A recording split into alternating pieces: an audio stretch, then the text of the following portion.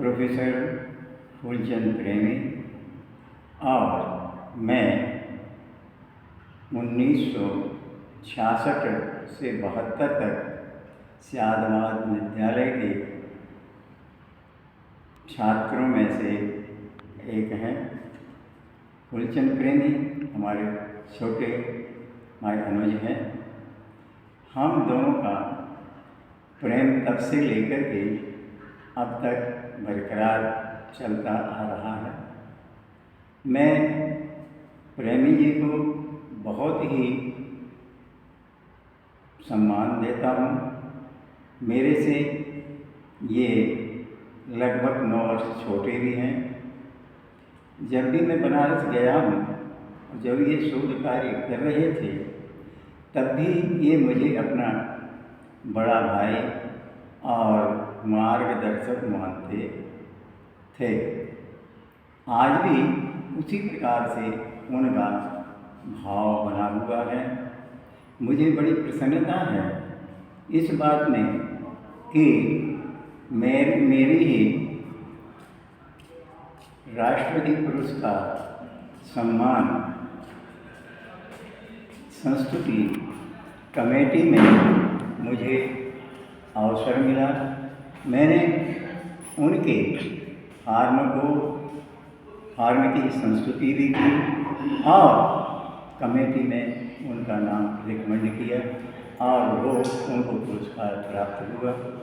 अपने में वो संस्कृत, जैन दर्शन और प्राकृत, यहाँ तक कि पाली विषय के अधिकारी विद्वान हैं।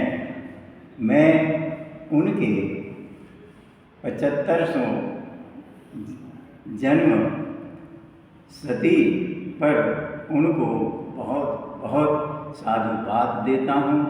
वो स्वस्थ रहें, प्रसन्न रहें और इसी तरह से हमारे जैन दर्शन और प्राकृत साहित्य की सेवा करते रहें। आप अपने कार्य क्षेत्र में सबसे पहले जैन विश्व भारती लाडनू में प्राध्यापक जैन दर्शन प्राध्यापक के रूप में कार्य किया।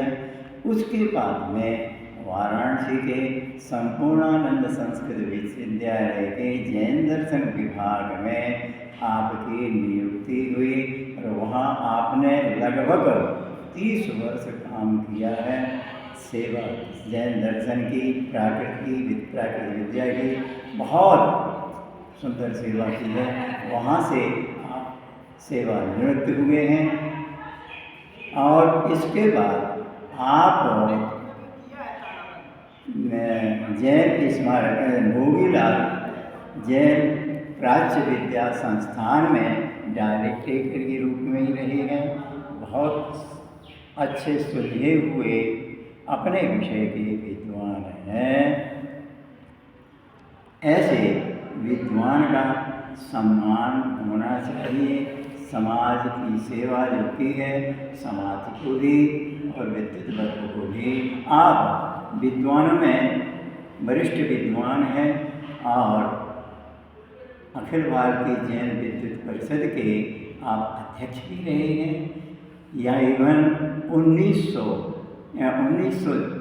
2006 का आपने श्रवणबेल गोला में होने वाला मस्तकाभिषेक का भी विधिवत संचालन किया। वहाँ की व्यवस्था बहुत ही सुंदर ढंग से आपने बनाई और इसके लिए भी मैं इनका बहुत बहुत धन्यवाद है। मुझे इसके बाद 2017-18 में भी श्रवणबेल के मस्तकाभिषेक में बराबर सादरपूर्वक बुलाया।